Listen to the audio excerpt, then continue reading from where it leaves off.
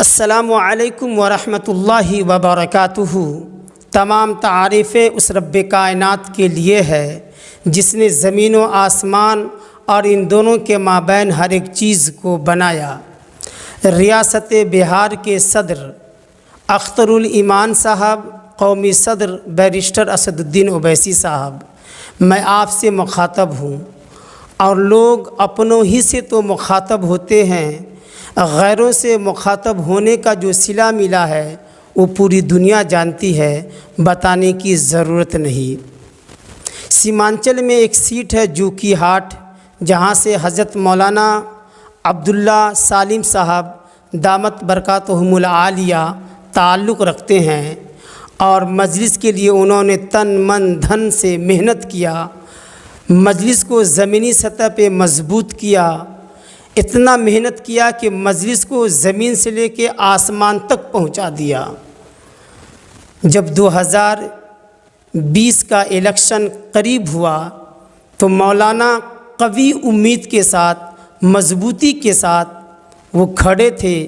کہ مجلس مجھے ٹکٹ دے گی اور میں لڑوں گا،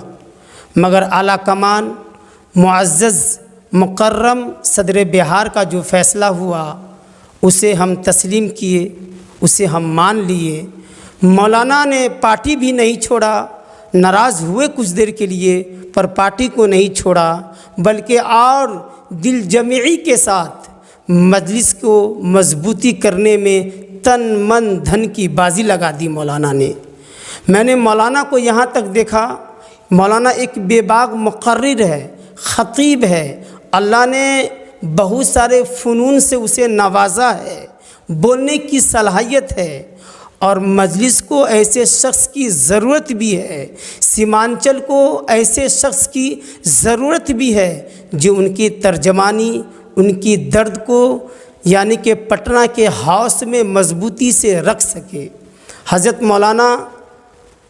سیرت کے محفل میں آتے ہیں اور تقریر کرتے ہیں مجلس پر۔ حضرت مولانا کو اصلاح معاشرہ کے لیے بلایا جاتا ہے، تقریر کرتے ہیں مجلس کے متعلق۔ مولانا نے اس چیز کو بڑا مضبوطی سے مجلس کو پکڑا اور محنت کیا، اور جب آج پھر 2025 کا الیکشن قریب ہے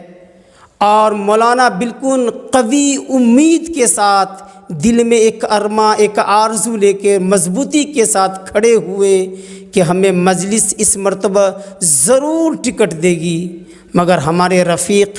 حضرت مولانا مفتی معروف راہی صاحب نے جو خبر سنایا وہ بہت افسوسناک خبر ہے۔ مفتی صاحب نے کہا کہ مولانا اس مرتبہ بھی عبداللہ صاحب کو ٹکٹ ملنے کا کوئی امید نہیں ہے، جس سے میرا دل کافی تکلیف ہوا، کافی صدمہ مجھے پہنچا کہ جو بندہ اتنا محنت کیا اسے مجلس در انداز کر رہی ہے۔ میں مجلس کے اعلیٰ کمان اور ذمہ دار سے میں کہنا چاہتا ہوں کہ آپ کا جو فیصلہ ہوگا اسے میں تسلیم کروں گا، مگر مولانا ایک بے باک آدمی ہے، اچھا بولتے ہیں، سیمانچل کے ترجمانی وہ بہتر انداز میں کر سکتے ہیں۔ ہم سے زیادہ مولانا کو سیمانچل کے لوگ جانتے ہیں، جو کہ ہاٹ کے لوگ جانتے ہیں، وہی فیصلہ کریں گے، وہی بتائیں گے مولانا سالم کے بارے میں۔ ہم تو مولانا سالم کو اتنا نہیں جانتے ہیں جتنا جو کہ ہاٹ اور سیمانچل کے لوگ جانتے ہیں۔ اور میں یہ بات تو ضرور کہوں گا اعلیٰ کمان سے کہ آپ کے 4 ودھائک جو ماضی میں آپ کے پارٹی کو چھوڑ کر دوسرے پارٹی کو جوڑ لیا،